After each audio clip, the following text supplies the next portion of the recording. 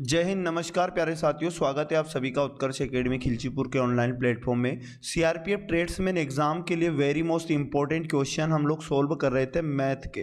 प्यारे साथियों, आज हम इसका 17वां पार्ट डिस्कस करेंगे। प्यारे साथियों, ये सारे क्वेश्चन प्रीवियस पेपर पर आधारित हैं जो आपको आगे आने वाली एग्जाम के अंदर देखने को मिलेंगे। बिना स्किप किए एक भी क्वेश्चन को पूरा वीडियो ध्यानपूर्वक वॉच करिएगा। यकीन मानिएगा एग्जाम के अंदर आपको बहुत ज़्यादा फायदा होगा। इसी प्रकार के क्वेश्चन आपकी एग्जाम में पूछे जाएंगे। यदि आप चैनल पर पहली बार आए तो चैनल को सब्सक्राइब कर लें, जिससे आपको सभी वीडियो का नोटिफिकेशन मिल पाएगा। आज का पहला क्वेश्चन आपके सामने ये रहा। ए तथा बी मिलकर एक काम को 72 दिन में पूरा कर सकते हैं। बी तथा सी मिलकर 120 दिन में तथा सी तथा ए मिलकर उसे 90 दिन में पूरा कर सकते हैं। ए अकेला उसे कितने दिन में पूरा कर सकेगा? तो यहाँ पर क्वेश्चन ने क्या बोला उसे हम अच्छे से समझ लेते हैं कि अगर ए प्लस बी मिलकर किसी काम को करेंगे तो यहाँ पर बोला गया 72 दिन का टाइम लगेगा। फिर आगे क्वेश्चन में बोला गया कि बी प्लस सी मिलकर इस काम को करेंगे तो 120 दिनों का टाइम लगेगा। आगे फिर से क्वेश्चन में बोला गया सी प्लस ए मिलकर यदि इस काम को करेंगे तो 90 दिन में काम पूरा हो जाएगा। अब आपको क्या करना है कि 72, 120 और 90 का एलसीएम लेना है। तो ये जो एलसीएम होगा ये टोटल वर्क होगा हमारे पास। तो यहाँ पर 72, 120 और 90 का यदि आप एलसीएम लेते हैं तो आपके पास आता है 360। मतलब यहाँ पर टोटल वर्क का मान कितना आया? 360 यूनिट आया। अब क्या करो, ए प्लस बी 72 दिन में 360 यूनिट काम करते हैं तो इनका एक दिन का काम निकाल लो। तो एक दिन का काम निकालने के लिए 72 का भाग 360 में देंगे तो 5 बार भाग जाएगा। इसी प्रकार आप क्या करो, 120 का भाग 360 में देंगे तो यहाँ पर 3 बार जाएगा। और इसी प्रकार आप 90 का भाग 360 में देंगे तो यहाँ पर 4 बार जाएगा। अब क्या करना है आपको, इनका एक एक दिन का काम आ चुका है तो इसको जोड़ लो। मतलब यहाँ पर ए प्लस बी का एक दिन का काम कितना है? 5। इसमें आप क्या करो, b प्लस सी का एक दिन का काम जोड़ो, फिर उसमें आप c प्लस ए का एक दिन का काम जोड़ो। तो यहाँ पर भी आपका 5 प्लस 3 प्लस 4, 5 3 8 और 4 12 यूनिट काम। इस प्रकार से ये करेंगे। अब यहाँ सभी डबल डबल दो बार आए, यानी कि ए में ए जोड़ेंगे तो 2a बनेगा और प्लस इसी प्रकार बी में बी को हम लोग जोड़ेंगे तो यहाँ पर 2b बनेगा और इसी प्रकार सी में सी को जोड़ेंगे तो हमारे पास 2c बनेगा बराबर। यहाँ पर 12 यूनिट काम इस प्रकार से करेंगे। अब यहाँ से सब दूर से 2 को कॉमन ले लें आप। तो 2 को यदि हम यहाँ पर कॉमन ले लेंगे तो हमारे पास a प्लस बी प्लस सी यहाँ पर बचेगा और यहाँ पर बराबर में 12 हम लिखेंगे। अब यहाँ पर क्या करो, a प्लस बी प्लस सी यहीं पर रखो और गुणा का 2 इधर आएगा तो 12 के भाग में 2 चला जाएगा। 2 से 12 को काटेंगे 6। इसका मतलब ये हुआ कि a प्लस बी प्लस सी मिलकर एक दिन में 6 यूनिट काम करते हैं। क्वेश्चन ने ये पूछा a अकेला एक उस काम को करने में कितना समय लेगा। तो आप क्या करो, a प्लस बी प्लस सी एक दिन में कितना काम कर रहे हैं? 6 यूनिट। तो इसमें से यदि हम a प्लस बी प्लस सी में से यदि हम बी सी का मान घटा देंगे, मतलब b प्लस सी के एक दिन का काम घटा देंगे जो हमें मिल चुका है 3 यूनिट, तो हमारे पास यहाँ से a का एक दिन का काम बच जाएगा। 6 में से 3 जाएगा तो 3 यूनिट काम a एक दिन में करेगा। तो a पूरा काम कितने दिन में करेगा, ऐसा क्वेश्चन ने पूछा है। तो पूरा काम हमारे पास यहाँ पर 360 होगा और a एक दिन में 3 काम करता है तो 360 काम करने में a को कितना टाइम लगेगा? 120 दिन का टाइम लगेगा। और 120 दिन हमें ऑप्शन नंबर सी में दिया, इसका करेक्ट आंसर हो जाएगा। इसी प्रकार यदि अगले क्वेश्चन की बात करें, क्वेश्चन नंबर 2, एक नल किसी हौज को 8 घंटे में भर सकता है तथा एक दूसरा नल उसे 16 घंटे में खाली कर सकता है। यदि दोनों नल एक साथ खोल दिए जाए तो हौज पूरा भरने में कितने घंटे लगेंगे? तो प्यारे साथियों, यहाँ पर ए का समय दिया गया है कि 8 घंटे में पूरा हौज भर सकता है, मतलब ए पानी भरने वाला नल है। बोला गया यहाँ पर दूसरा नल बी मान लो और दूसरा नल बी जो था यहाँ पर बोला गया कि 16 घंटे में खाली कर सकता है। तो यहाँ पर 16 घंटे को लिखेंगे और खाली कर सकता है मतलब ये नेगेटिव काम करता है। इन दोनों का आप क्या करो, लघुत्तम लो। तो यहाँ पर टोटल 16 लघुत्तम आएगा। अब यहाँ पर ये लघुत्तम हमारे पास टोटल वर्क होगा। आप क्या करो, यहाँ से एक दिन का काम निकाल लो, मतलब एक यूनिट काम ये कितने समय में करेंगे। कहने का तात्पर्य एक दिन का नहीं आएगा, 1 घंटे का काम यहाँ से आप निकाल लो। तो यहाँ 8 का भाग 16 में देंगे, 2 बार जाएगा। मतलब ए वाला नल 1 घंटे में 2 यूनिट पानी भरता है, फिर 16 का भाग 16 में देंगे, एक बार जाएगा, मतलब बी वाला नल 1 घंटे में 1 यूनिट पानी भरता है।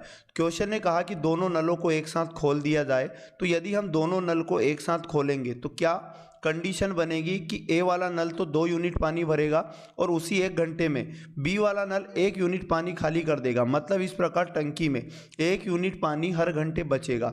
तो पूरी टंकी भरने में कितना टाइम लगेगा, ये क्वेश्चन ने पूछा है। तो 1 घंटे में 1 यूनिट काम हो रहा है, तो पूरी टंकी 16 यूनिट की है। 16 यूनिट काम होने में कितने घंटे लगेंगे, तो यहाँ पर याद रखिएगा 16 घंटे इसका सही जवाब आ जाएगा, जो ऑप्शन नंबर सी में आपको दिया गया है।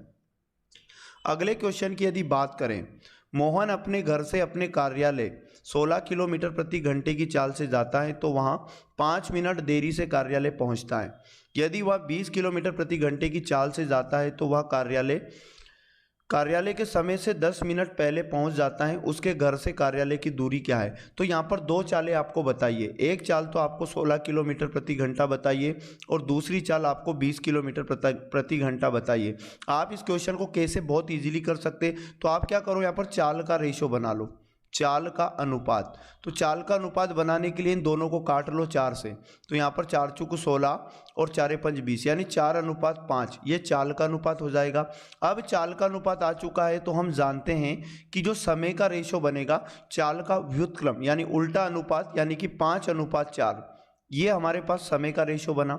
अब क्वेश्चन ने ये कहा कि यहाँ पर देखो, यहाँ पर ये दोनों समय 5 मिनट देरी लिखा है क्वेश्चन में, 5 मिनट देरी यहाँ पर क्वेश्चन में लिखा, और फिर लिखा है यहाँ पर 10 मिनट पहले। तो यहाँ पर लिखा है 10 मिनट पहले। अब आप क्या करना है, यहाँ पर 10 मिनट पहले, यहाँ पर यदि देरी होता है तो आप लोगों को माइनस करना है, जल्दी होता है तो भी आपको माइनस करना है, और यहाँ पर पहले और देरी वाला अगर आता है तो आपको हमेशा जोड़ना है। इन दोनों को अगर ऐड करेंगे तो यहाँ 15 मिनट इनका डिफरेंस आएगा, ये कहने का मतलब है। तो यहाँ पर समय के रेशो का अंतर कितना है, 1 यूनिट, मतलब यहाँ पर हमें 1 यूनिट का मान मिला 15 मिनट। अब क्या करना होगा, आप लोगों को यहाँ पर समझना होगा कि यहाँ पर अगर वो 16 की स्पीड से चलेगा तो 5 यूनिट समय लेगा। तो 5 यूनिट समय लेने का टाइम निकाल लेते हैं, हम समय निकाल लेते हैं। समय बराबर समय आ जाएगा यहाँ पर हमारे पास 15 का गुणा हम लोग अगर 5 से करेंगे तो 75 मिनट आ जाएगा। 75 मिनट का समय वो लेगा अगर 16 की स्पीड से चलेगा। तो अपने को दूरी लाना है, तो दूरी बराबर हम लोग जानते हैं कि दूरी बराबर होता है चाल गुणा समय। तो आप क्या करो, यहाँ पर दूरी निकाल लो। चाल अपने को दी गई है 16 किलोमीटर प्रति घंटा गुणा समय 75 मिनट है, इस मिनट को घंटे में कन्वर्ट कर लो, 60 का भाग लगा लो। तो यहाँ पर इसे काटोगे 3 से, 3 दूनी 6 यानी 20 बार कटेगा, और 3 से 3 दूनी 6, 3 5 15। अब 5 से कट करो, 50 25, और यहाँ पर हो जाएगा 5 चौक 20। 4 से इस 16 को काटेंगे, 4 बार कटेगा, तो 5 चौक 20 यानी 20 किलोमीटर उसके घर से तो उसके ऑफिस तक की दूरी आपको मिल जाएगी, और ये 20 किलोमीटर ऑप्शन नंबर बी में हमें दिया गया है। अगले क्वेश्चन की यदि बात करें, यदि किसी धनराशि पर 4% वार्षिक ब्याज दर से 2 वर्षों का साधारण ब्याज और चक्रवृद्धि ब्याजों का अंतर 80 रुपये हो, तो वह धनराशि क्या होगी। तो मैं आपको बता दूं, जब भी 2 वर्ष का क्वेश्चन हो, 2 वर्ष की बात करें और CI मतलब चक्रवृद्धि ब्याज और साधारण ब्याज के अंतर की बात करता है, तो एक सीधा सा कंसेप्ट आपको याद रखना। और एग्जाम के अंदर मैं आपको बता दूं कि आपकी एग्जाम में यदि ये पैटर्न आया तो यकीन मानिएगा 2 साल का ही आज तक पूछा गया है। तो यहाँ पर 2 वर्ष के लिए डिफरेंस का एक फॉर्मूला याद रखो, डिफरेंस बराबर यहाँ आपको याद रखना है P कोष्टक में R/100 की पावर 2। ये 2 साल के लिए काम करेगा। डिफरेंस फॉर अंतर होगा, P फॉर प्रिंसिपल यानी कि मूलधन होगा, R फॉर यहाँ पर दर लिखेंगे। तो यहाँ पर डिफरेंस क्वेश्चन में दिया 80 रुपये बराबर मूलधन का मान हमसे पूछा है। अब R/100 की पावर 2 है, तो R कितनी है अपने पास, R है हमारे पास 4, और बटे में 100 लिखेंगे। अब 2 पावर लगी है, मतलब इसका 2 बार गुणा करेंगे। अब यहाँ से क्या करो, आप P का मान लेके जाओ, तो आपके पास क्या हो जाएगा 80, भाग का 100 इधर गुणा में, दूसरा वाला भाग का 100 भी गुणा में, और इधर जो गुणा में है 4 गुणा 4 ये भाग में आ जाएगा। 4 गुणा 4 करेंगे 16 बनेगा, 16 का भाग आप 80 में लगाओगे तो 5 बार जाएगा। इसका मतलब 5 के बाद 4 जीरो लग जाएगा, हम गुणा करेंगे तो हमारे पास यहाँ पर डायरेक्ट 50,000 रुपये क्या आ चुका है, मूलधन का मान आ चुका है और यही क्वेश्चन में हमसे पूछा गया। ऑप्शन नंबर 20 का करेक्ट आंसर हो जाएगा। क्वेश्चन नंबर 5 हमें दिया गया है, कोई राशि साधारण ब्याज पर 20 वर्ष में 3 गुनी हो जाती है, कितने वर्षों में वहाँ उसी दर से साधारण ब्याज पर वह दुगनी हो जाएगी। तो प्यारे साथियों, इसके लिए आप शानदार एक कंसेप्ट याद रखिएगा।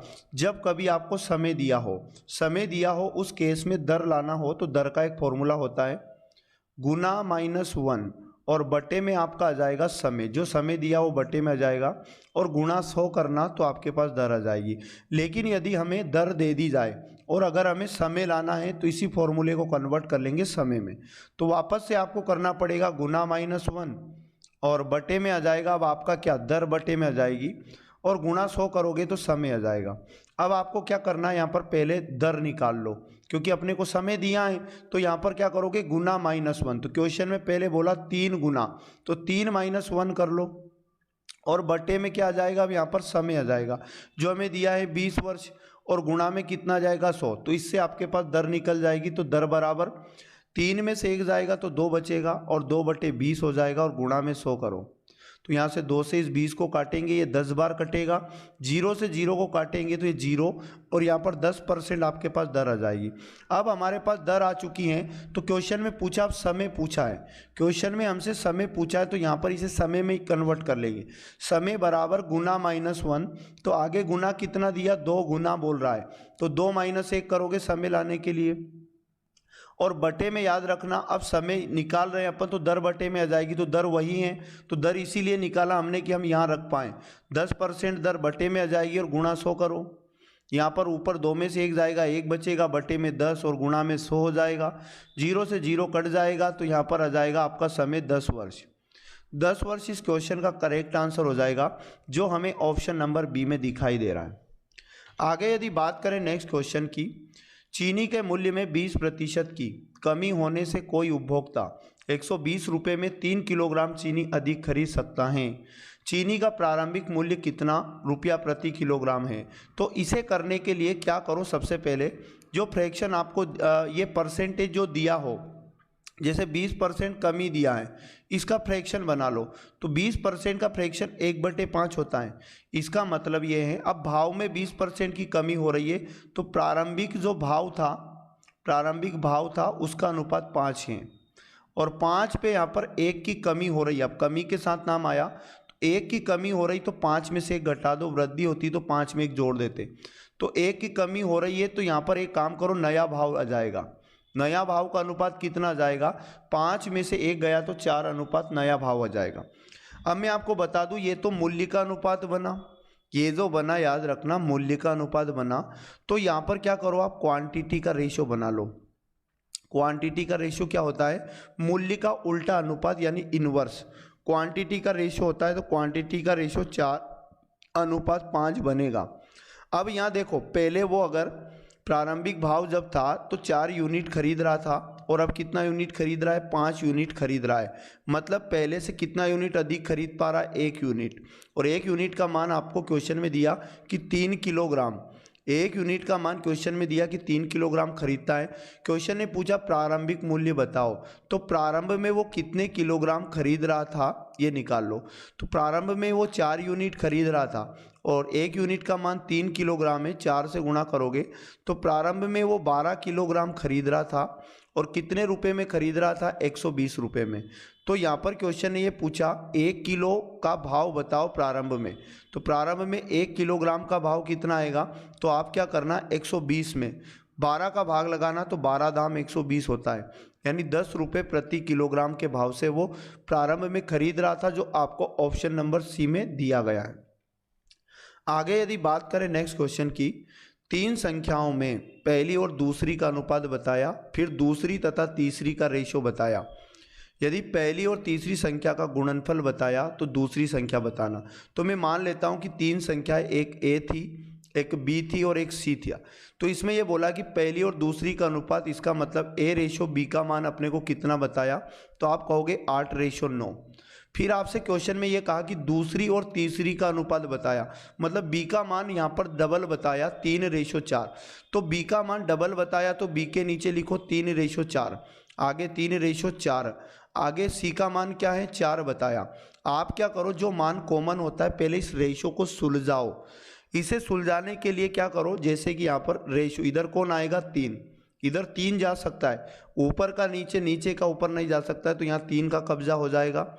इधर किसका कब्जा हो जाएगा, तो इधर 9 का कब्जा हो सकता है, नीचे का ऊपर, ऊपर का नीचे नहीं, लेफ्ट राइट कब्जा हो सकता है। इनका गुणा करोगे तो ABC का रेशो बन जाएगा 8 या 24 बनेगा अनुपात 9 × 27 बनेगा अनुपात 9 × 36 बनेगा। तो ये ABC का रेशो बन जाएगा। इसे काटो, 3 से कटेगा, 3 8 24 और 3 9 27, 3 से काटेंगे तो ये 12 बार कट जाएगा।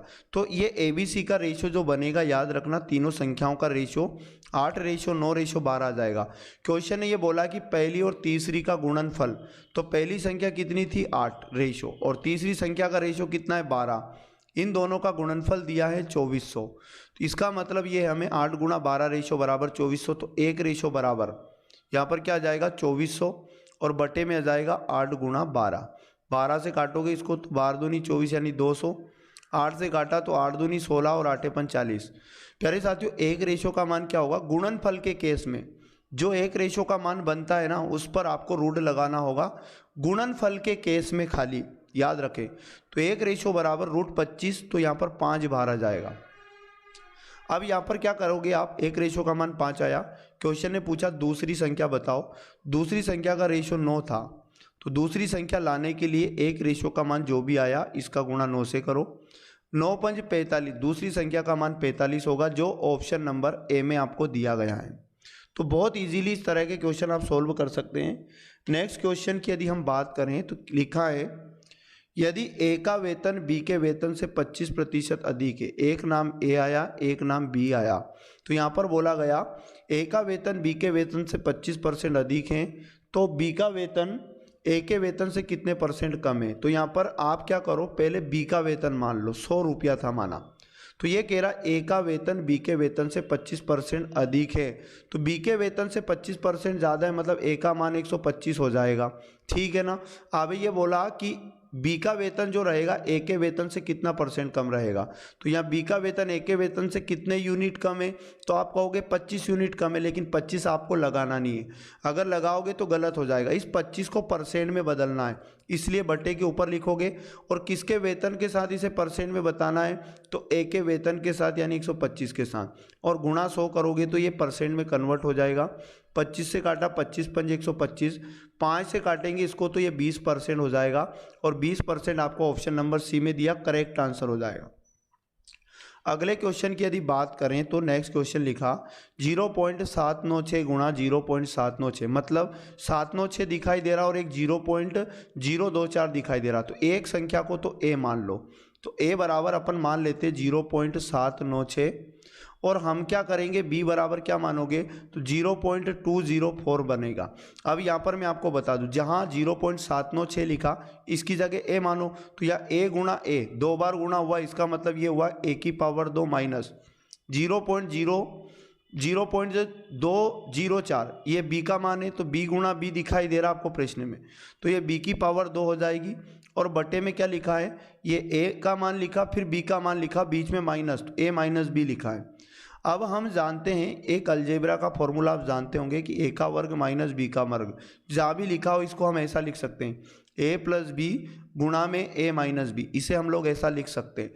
तो ए वर्ग माइनस बी वर्ग को हम लिख सकते हैं ए प्लस बी और गुणा में ए माइनस बी, और बटे में हो जाएगा ए माइनस बी, तो ए माइनस बी लिखा, और ये यहाँ पर कैंसिल आउट हो जाएगा ए माइनस बी से ए माइनस बी, तो हमारे पास फाइनली ए प्लस बी बचेगा, और जो ए का मान है हमारे पास 0.796 और प्लस बी का मान जोड़ देंगे हम इसमें, तो यहाँ पर 0 पॉइंट कितना जोड़ देंगे 204 को जोड़ देंगे, 6 4 10 की 0 कैरी 1, 9 में 1 जोड़ा 10 की 0 कैरी 1, और यहाँ पर 7 2 9 होता है, 1 हासिल जुड़ेगा 10 की 0 कैरी आएगा 1, और 3 के पहले वापस दशमलव लगा दो, और ये 0 में 0 जुड़कर 1 आएगा, तो 1.000, दशमलव के बाद इन 0 का कोई मतलब नहीं है, मतलब इसका फाइनली आंसर 1 बनेगा यदि आप इसे शॉर्ट तरीके से सॉल्व करते हो। तो आगे यदि बात करें नेक्स्ट क्वेश्चन, निम्नलिखित भिन्नों में से कौन सी 3/4 से बड़ी और 5/6 से छोटी है। जब भी ऐसा क्वेश्चन आए कि 3/4 से बड़ी और 5/6 से छोटी। तो आप क्या करो, क्वेश्चन में दी गई दोनों भिन्नों को दशमलव में कन्वर्ट कर लो। तो 3/4 का दशमलव मान बनाएंगे तो 0 पॉइंट, तो ये 30 हो जाएगा। 4 सत्ते 28, 2 बचा 20 मान लो, 4 5 20। इसी प्रकार जो 5/6 दिखाई दे रहा है इसको भी दशमलव में बदल लो, 0 दशमलव, ये 5 का 50 हो जाएगा, 6 8 48। अब कितना बचेगा, 2 बचेगा, तो 20 मान लो, 6 3 18, मतलब 0.83। तो ये करो अब कि जो ऑप्शन दिया इनको भी आप क्या करो, दशमलव में कन्वर्ट कर लो। अब यहाँ 2/3 का मतलब 0.3 का भाग लगाएंगे तो ये 20 बना लो, 3 छंग 18, फिर 2 बचा, फिर 3 छंग 18। 1/2 को दशमलव में लिखेंगे तो 0.25 10 होता है, और 1 मन से 0 लगा लो। दशमलव के बाद कितनी भी 0 लगा लो, कोई फर्क नहीं पड़ेगा। यहाँ पर 4/5 को भी दशमलव में बदलेंगे तो यहाँ पर हो जाएगा 0.5840। इसका मतलब 0 पॉइंट और मन से एक 0 लगा लो। यहाँ पर बटे में 10 है, इसका मतलब 0.9 बनेगा, और एक मन से 0 लगा लो तो इसे 90 कहोगे। अब देखो, जो संख्या दशमलव मान 75 और 83 के बीच हैं वो याद रखना 3/4 से बड़ी रहेगी और 5/6 से छोटी। तो आप समझो 75 और 83 के बीच का वो मान होना चाहिए। 66 75 और 83 के बीच में नहीं आता है, ना ही 50 75 और 83 के बीच आता है। आप समझो यहाँ पर 80 75 और 83 के बीच में आता है, बाकी 90 भी नहीं आता है, इसलिए ऑप्शन नंबर सी इसका करेक्ट आंसर हो जाएगा। तो जो 4/5 भिन्न है वो 3/4 से तो बड़ी रहेगी, मतलब 75 से तो बड़ा है 80, और उसके बाद 83 से क्या है, छोटा है, तो मतलब 5/6 से क्या रहेगी, छोटी। तो इस प्रकार आप इस प्रकार के क्वेश्चन को कर सकते हैं। अगला तो ये थे हमारे वेरी मोस्ट और इम्पोर्टेंट 10 क्वेश्चन। यकीन मानिएगा इसी प्रकार के क्वेश्चन आपको एग्जाम में देखने को मिलेंगे। तो प्यारे साथियों, प्रतिदिन ये क्लास ज़रूर देखा करें, और यदि क्लास अच्छी लगी तो क्लास को लाइक करें, शेयर करो, अपने सभी दोस्तों तक पहुँचाएँ। मिलेंगे नेक्स्ट पार्ट में, पढ़ते रहिएगा। जय हिंद, जय भारत, भारत माता की जय।